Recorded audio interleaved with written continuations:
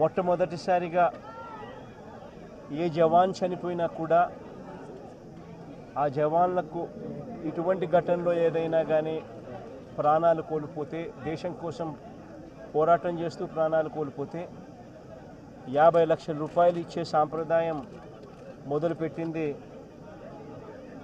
వైఎస్ఆర్సీపీ ప్రభుత్వ హయాంలో మొదలుపెట్టినందుకు చాలా సంతోషపడతా ఉన్నాం.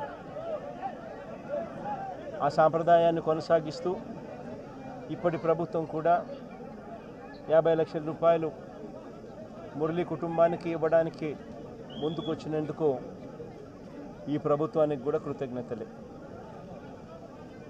పార్టీ తరపు నుంచి అన్ని రకాలుగా మురళికి అండగా తోడుగా ఉంటాం. పార్టీ తరపు నుంచి ఒక 25 లక్షల రూపాయలు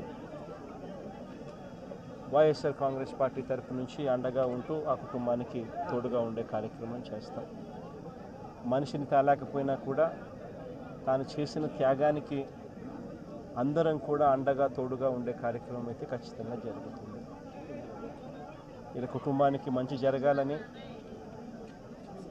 చనిపోయిన మురళికి తన ఆత్మకు శాంతి కలగాలని దేవుని మనసారా కూడా కోరుకుంటాము.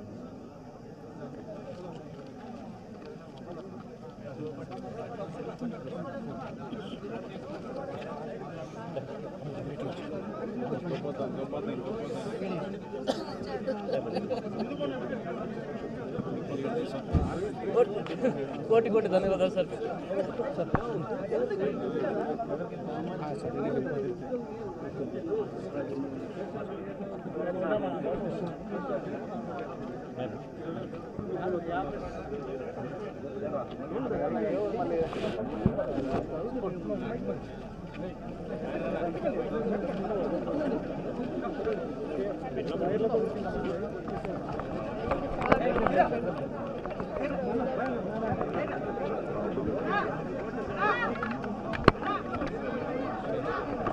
వైర్ తీసుకో, ఇదిగో వైర్ వైర్ వైర్ వైర్ తీసుకో.